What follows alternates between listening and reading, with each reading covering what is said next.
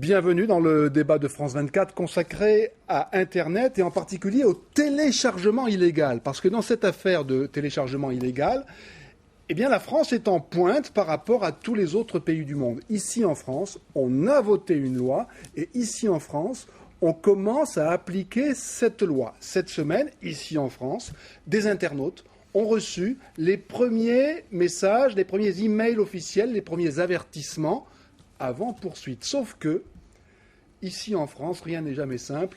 Il y a un fournisseur d'accès qui a refusé pour l'instant de jouer le jeu et d'envoyer les fameux avertissements. C'est un fournisseur d'accès qui s'appelle Free et qui se présente comme un défenseur de la liberté des internautes. Et donc la question est à nouveau posée, est-ce qu'il est possible ou non de lutter contre le téléchargement illégal ou est-ce qu'il y aura toujours quelque part un petit trou dans le dispositif pour le plus grand bonheur des pirates et pour le plus grand malheur des créateurs. Voici nos invités qui vont participer à ce débat. Benjamin Sonntag, bonsoir. Bonsoir.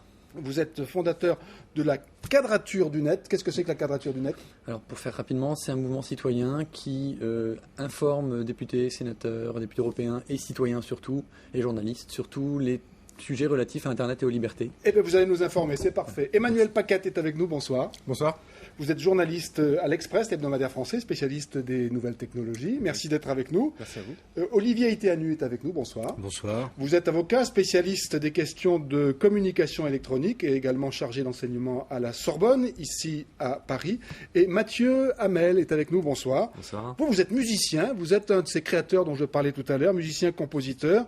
Votre groupe est Guerrier Solitaire et d'ailleurs, vous venez de sortir un album qui s'appelle Wayne Chapel, qui est sorti chez Satine Productions il y a quelques semaines. Un an. Il y a quelques mois. Allez, on s'en sort comme ça. Merci à tous d'être ici. Je voudrais quand même que pour ceux qui nous regardent, peut-être sur leurs ordinateurs d'ailleurs, parce que vous savez qu'on peut regarder France 24, 24 heures sur 24 sur Internet, c'est non seulement légal, mais c'est même recommandé. Pour ceux qui nous regardent et qui ont été tentés de télécharger illégalement, ou qui sont en train de télécharger illégalement, ou qui ont l'habitude de... Que dit exactement la loi française, Olivier Itéanu? Qu'est-ce que c'est que ce qu'on appelle ici Hadopi, pour haute autorité pour la diffusion des œuvres et la protection des droits sur Internet? Essayez de nous dire de la façon la plus claire comment est-ce qu'on s'y prend ici en France pour attraper les pirates. Alors, vous l'avez dit, le problème c'est le téléchargement illégal depuis... on va dire l'avènement d'Internet dans le grand public, c'est-à-dire reproduire les musiques de monsieur ou les vidéos sans les autorisations requises. Et ça coûte aujourd'hui en France 3 ans de prison et 300 000 euros d'amende. D'ailleurs, le délit demeure. Le problème, c'est que si on poursuit les contrefacteurs au moyen de ces textes, c'est long, la justice, c'est coûteux, on va passer des mois dans des procès, et il faut bien le dire, les magistrats, ils ont plutôt des réticences à condamner à des peines d'emprisonnement et d'amende le petit étudiant, le chômeur ou le simple individu, la simple personne. Alors l'idée, ça a été de créer une haute autorité, vous l'avez dit, l'ADOPI, une autorité administrative, et on va dire que la grande idée, c'est d'industrialiser le process, de passer par l'ADOPI, qui, avec la collaboration des fournisseurs d'accès, parce que 98% des Français passent par, on va dire, une vingtaine de grands fournisseurs d'accès, eh bien, vont scruter les fichiers qui circulent sur le réseau. Tout ça automatiquement. Automatiquement. Ce sont des ordinateurs qui rentrent dans nos ordinateurs et qui voient ce qui se passe. Alors, je ne sais pas s'ils rentrent dans nos ordinateurs, pas vraiment, mais en réalité, il y a des nœuds, il y a des lieux de passage, il y a des péages, on va dire, et il suffit de regarder les flux, et on sait qu'ils appartiennent à tel abonné ou tel autre, et ensuite, de manière automatisée, on va faire partir des courriers électroniques, des avertissements, et on va aller jusqu'à la suspension de l'accès à Internet. Alors je le disais, cette semaine, certains ont reçu ces courriers d'avertissement, moi je n'en ai pas reçu. Si j'en avais reçu un, qu'est-ce qu'il y aurait écrit dessus ? Il y aurait écrit qu'on a décelé, ils sont là, vous voyez, qu'on a décelé des contenus qui sont potentiellement illicites et qu'on vous demande de ne pas recommencer parce que sinon ça peut aboutir à des sanctions plus graves. Voilà. Et si malgré tout je recommence ? Vous allez un jour perdre votre accès à Internet, ça va se terminer comme ça. C'est ça l'objet d'Adopi, c'est ça l'objectif, c'est de menacer sur ce qui aujourd'hui est quand même presque un droit égal à l'eau et à l'électricité, c'est-à-dire l'accès à Internet. Alors je le disais tout à l'heure, Benjamin Sonntag, la France est en pointe dans ce domaine-là. C'est pas qu'on va y faire cocorico, mais d'autres pays nous observent, les Allemands, les Anglais, les Coréens, tout le monde dit « Ah, les Français sont en train d'y arriver ». Les Français sont vraiment en train d'y arriver? Les Français ne sont pas du tout en train d'y arriver. Les Français sont en train d'essuyer les plâtres pour pas mal d'autres pays et il y en a quelques-uns, je n'ai pas tout en tête, qui ont eu l'idée de peut-être nous suivre et jusque-là, personne ne s'y est mis parce qu'ils se rendent compte qu'il se passe quelque chose de très étonnant avec la Hadopi, c'est que les citoyens ont pris le débat en main parce qu'ils se sont sentis concernés avant même que les mails arrivent, dès les débats à l'Assemblée nationale. Et on a des citoyens qui nous ont appelés à la Quadrature du Net, qui nous ont dit oui, nous on veut participer au débat, on veut, c'est quoi cette histoire, qu'est-ce qui se passe? Et on leur a dit venez nous aider. Et on a appelé les députés, on leur a dit voilà, il va cette loi, ce texte qu'on a vu, il y a des absurdités techniques, il y a des absurdités juridiques. Est-ce qu'on peut vous aider à les déceler et à argumenter? Et on a eu des gens en permanence à l'Assemblée, dans les bureaux des députés, qui venaient aider. Donc un mouvement de la base, mais c'est tout vrai que le médium Internet facilite ce genre de mouvement qui vient de la base. Tout à fait. Il y a eu beaucoup de collaborations par Internet, il y a eu les débats ont été énormément suivis, les débats à l'Assemblée nationale en direct ont été énormément suivis. Et néanmoins, il y a une loi qui est la plus sévère du monde. Oui, il y a une loi qui est la plus sévère du monde et qui est une des plus inapplicables du monde aussi. Les plus inapplicables du monde. Parce que Emmanuel Paquette, vous êtes d'accord? Les preuves sont... C'est-à-dire qu'en fait, il y a deux choses. La première, c'est que ce n'est pas une originalité, contrairement à ce qu'on peut dire ou lire par-ci, par-là. Il y a d'autres pays qui l'ont déjà fait, mais eux se sont arrêtés à un stade avant. C'est-à-dire il y a eu un premier avertissement et un deuxième avertissement et c'est tout. La France va plus loin, puisqu'elle entérine le fait qu'au bout du troisième avertissement, on vous coupe votre accès à Internet. Et là, ça va poser des problèmes de mise en place dont on n'a pas encore vu les effets aujourd'hui. C'est-à-dire qu'il faut une mise à niveau des réseaux de tous les opérateurs télécoms pour qu'ils ne coupent que l'accès à Internet et pas la téléphonie, puisque la téléphonie est un droit. Ça, une mise à niveau, expliquez-moi ça. C'est-à-dire qu'aujourd'hui, si vous coupez l'accès à Internet d'une personne, vous lui coupez également sa téléphonie et de temps en temps sa télévision. Or, vous n'avez pas le droit de faire ça. Vous pouvez couper l'accès à Internet, certes, mais pas l'accès au téléphone, qui est un droit fondamental, et qui passe aujourd'hui également par Internet. Donc, tous les opérateurs télécoms doivent mettre à niveau leur réseau, ce qui peut engendrer des coûts assez importants, de plusieurs dizaines de millions d'euros, pour ne couper que l'accès à Internet et pas la téléphonie. Et là, on est vraiment très loin d'y arriver pour l'instant, puisqu'aujourd'hui, aucun des fournisseurs d'accès n'ont commencé à aménager ce qui doit être fait pour pouvoir couper que l'accès à Internet. Mais pour éclairer un peu ce que vient de dire Emmanuel Paquette, c'est vrai que le droit au téléphone, vous avez dit, est un droit. Il est dans ce qu'on appelle le service universel. Tout le monde en a entendu parler. C'est-à-dire ce droit au téléphone pour éviter la fracture sociale, qui fait que, par exemple, lorsque vous ne payez pas votre téléphone, pour autant, vous pouvez émettre des numéros d'urgence et vous pouvez recevoir des appels, par exemple. Le fait qu'un huissier ne peut pas saisir un téléphone, etc. Et effectivement, les tuyaux, eux, ne différencient plus ça. À une époque, on le faisait. Mais aujourd'hui, voix et données, téléphone et Internet sont liés. Et ce que dit Emmanuel Paquette, je crois, est tout à fait exact. Là, il y a une première difficulté d'ordre technique. Il y a beaucoup de difficultés, on va le voir tout au long de cette émission. Mais il y a quand même les créateurs, les artistes. Mathieu Hamel, vous qui êtes un musicien, est-ce que vous vous dites, en entendant tout ça, on va jamais réussir à rien contrôler, finalement, tant pis, je vais faire de la musique gratuitement? Non, moi je pense qu'on ne fait pas la musique gratuitement, on investit beaucoup dans son projet de musique, c'est un métier aussi, donc on s'investit personnellement, on investit parfois de l'argent soi-même, quand on a de la chance, parfois d'autres investissent pour soi, donc on attend forcément un retour sur investissement à un moment donné. Mais en même temps, on constate que Internet permet aussi de se faire connaître. Donc toute la phase où on va pas pouvoir forcément gagner de l'argent grâce à sa création, on va pouvoir aussi gagner en notoriété.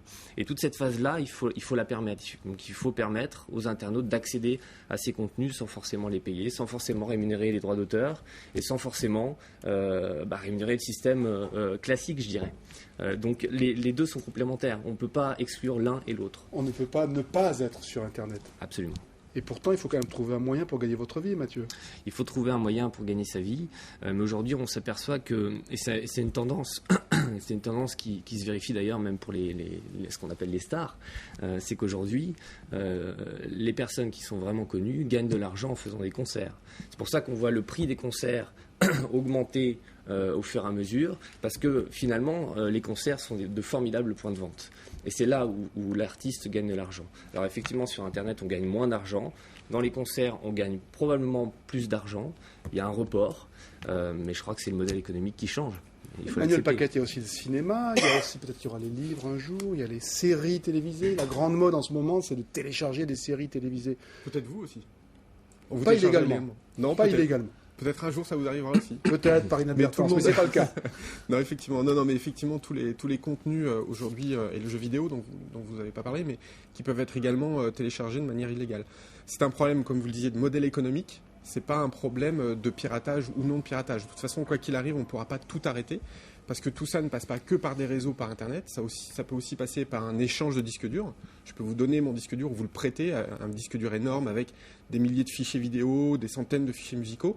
Vous pourrez le copier en 1 heure, 2 heures, 3 heures, et ça passera pas par Internet, ça. Et donc ça, on peut pas aujourd'hui l'arrêter. Donc de toute façon, quoi qu'il arrive, ça déborde largement Internet. C'est un phénomène quasiment de société. On peut simplement tenter de le contenir, et je pense que c'est ce que essaye de faire la DOPI, c'est-à-dire de contenir ce phénomène, avoir un petit peu une peur de gendarme pour que certaines personnes s'arrêtent, d'autres ne s'arrêteront pas.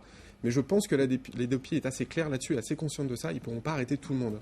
Donc c'est pas zéro piratage, ou tout le monde pirate, c'est essayer de limiter cette digue qui est en train de tout... J'ai vu ce chiffre en Angleterre, je crois. En Angleterre, 70% des gens arrêtent de télécharger après le 2e avertissement. Donc les avertissements servent à quelque chose. 70%, c'est pas 100%. Mais Benjamin Zontac, c'est déjà ça. Alors, on se méfie énormément des chiffres à la Quadrature du Net. On nous a mis devant le nez des pétitions de milliers d'artistes où on avait dedans les gens de chez tout le staff de chez Universal Music et de chez Sony Music. On nous a mis des chiffres de rapports expliquant qu'en effet il y avait une explosion, une chute brutale des ventes de CD, etc. On nous a mis sous le nez beaucoup de choses et on en est arrivé à ce que même la Cour des comptes américaine dise dans cette histoire de musique, d'internet, de films, on a vu un truc qui est sûr, c'est que l'immense majorité des chiffres qu'on a vus ils sont bidonnés. Admettons qu'il soit bidonné, mais au moins l'idée qu'il faut, on va pas tout empêcher, mais qu'il y ait au moins un petit mur qui empêche le gros. En France, avec Adopi, en effet, comme disait notre collègue, ils se sont rendus compte qu'ils n'arriveraient pas à arrêter le piratage en tant que tel, et ils essayent de jouer maintenant sur le côté pédagogique. Ce dont on se rend compte, c'est que ça marche pas, parce que le seul côté pédagogique dont on parle aujourd'hui, c'est un côté gendarme que bien avant la création de la loi, les internautes avaient déjà vu venir et qui refusent déjà. Et quand on dit que 70% de ceux qui ont reçu des avertissements arrêtent de télécharger, il y a aussi quelque chose qui est tout à fait envisageable, c'est qu'ils soient reportés sur d'autres manières de télécharger. Parce que la haute autorité ne prend en charge que certains types de téléchargements, elle n'en voit pas tout un tas d'autres qui sont plus modernes. Et la question, c'est aussi si 70% des personnes s'arrêtent de télécharger, est-ce qu'elles achètent derrière ? Oui. Est-ce qu'il y a un report réel ? Ah oui. Pas forcément. Et on s'aperçoit d'ailleurs que ceux qui téléchargent le plus sont ceux qui achètent le plus. Donc on prend le problème à l'envers. C'est-à-dire que moi je pense qu'il y a 3 problèmes dans ce qui est dit là. Le premier, c'est la principale critique qu'on peut faire à la DOPI, c'est de ne pas avoir tenu compte de ce que vous avez dit, c'est-à-dire le bouleversement technologique et du modèle économique. C'est-à-dire, on fait comme si on n'avait pas évolué. On a du débit. Mais enfin, il change tous les 2 mois le modèle économique. Non, depuis 10 ans, l'Internet, le haut débit, le très haut débit, tous ces petits outils qu'on nous distribue qui permettent de télécharger, l'Internet mobile. Or, le pari de la DOPI, c'est de considérer, on va entre guillemets criminaliser l'utilisateur. Je pense qu'il y avait d'autres pistes. Il y avait d'autres pistes comme par exemple, peut-être se concentrer que sur ceux plutôt que sur ceux qui font du commerce, par exemple. Il y a aussi ce qu'on appelle la licence globale, c'est-à-dire peut-être taxer la fourniture d'accès à Internet pour l'utilisateur, en faire une grande cagnotte et la distribuer à tous les artistes et à tous les musiciens, réalisateurs, etc. Le principal problème, c'est qu'on n'a pas cherché à adapter la loi, on a voulu appliquer les modèles anciens à une situation nouvelle. Et donc ça peut pas marcher, Parce que vous dites 70% en Angleterre. Moi je m'étonne toujours de ces chiffres, parce que par définition, le téléchargement illégal, c'est quand même plutôt quelque chose d'inconnu. Je veux dire, c'est plutôt... Alors, de clandestin. On va pas déclarer j'ai téléchargé ou j'ai arrêté de télécharger également. Donc il faut se méfier, je crois, de ça. Je ne pense pas que sur la durée, comme disait l'autre, il faut interroger son arrière-grand-père et son petit-fils pour faire une bonne loi. Et je ne crois pas que sur la durée, sur la société numérique dans laquelle on est entré et dans laquelle on n'en reviendra pas en arrière, on puisse continuer à criminaliser les utilisateurs, parce que c'est ça le problème. C'est difficile dans ces matières où tout va très très vite de trouver son grand-père et son petit-fils, parce qu'entre-temps, on aura eu 20 changements de technologie. Alors on va s'interrompre un instant pour les informations, et puis on reviendra sur une phrase que vous avez prononcée tout à l'heure qui m'a beaucoup intéressé. Vous dites ceux qui téléchargent sont ceux qui finissent par acheter. Et donc on va voir si effectivement les pirates sont si condamnables que ça. On en reparle, on reprend notre débat juste après les informations.